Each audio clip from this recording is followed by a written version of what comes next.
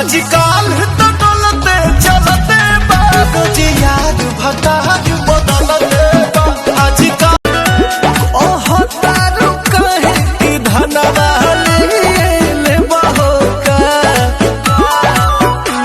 बोलो मुझे आके जरा दे बनवा जानवा ले बहो। नैकेड पे है unlimited fun and entertainment. Naked Pay post डालकर पैसे कमाने के लिए डाउनलोड करें नैकेड ऐप। डिस्क्रिप्शन में दिए गए लिंक को क्लिक करो और डाउनलोड करो राइट नाउ।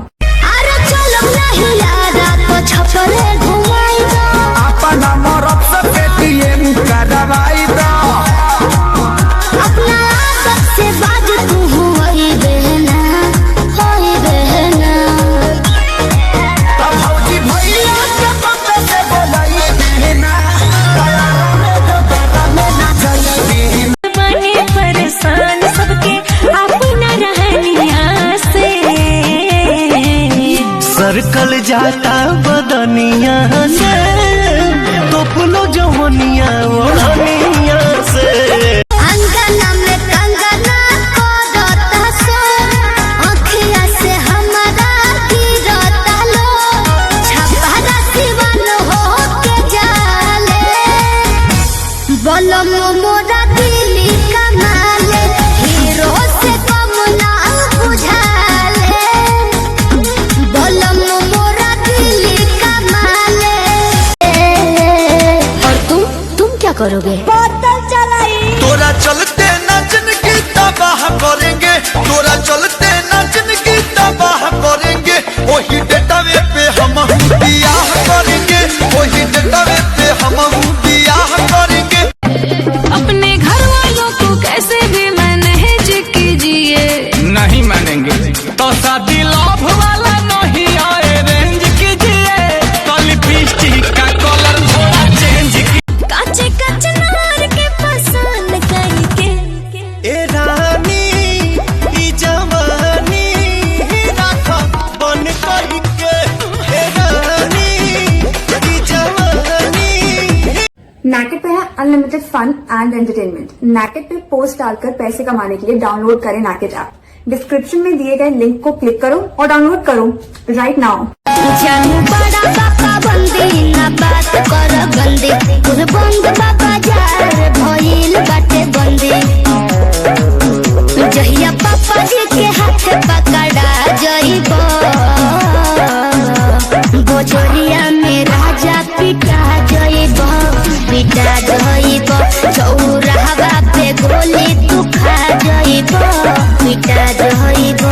अरे अरे करे जा प्यार ताव को तू भाव खालू काहे धरेली तहरा से निक तहर लागेली सहेली दौड़नी ओढ़ाई के उठे पचुमा देली तहरा से निक तहर लागेली सहेली।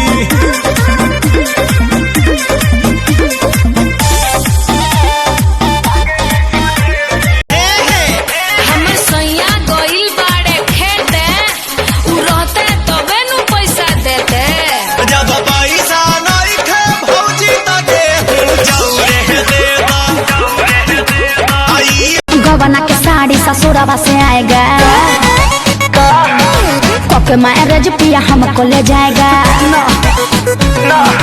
कोके मैरिज पिया हमको ले जाएगा कहवा ससुरा चल जाइबू हाँ काय स्टाइल बहाए गया काय स्माइल बहाए गया पहके इनके कोही कसम से जेरा जुड़ाइल बहाए गया सब कुछ फीका इनका आगे रह जबू के ही पिया हीरो से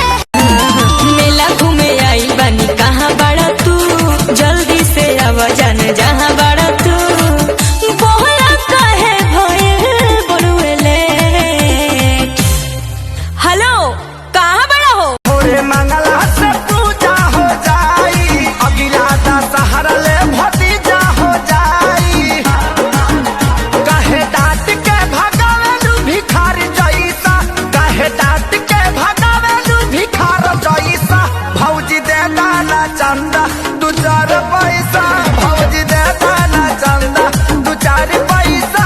आई रात भर चारा पर लिखले बानी आई लव यू, हम नहीं जनानी की बाड़ो बेदर्दी तू।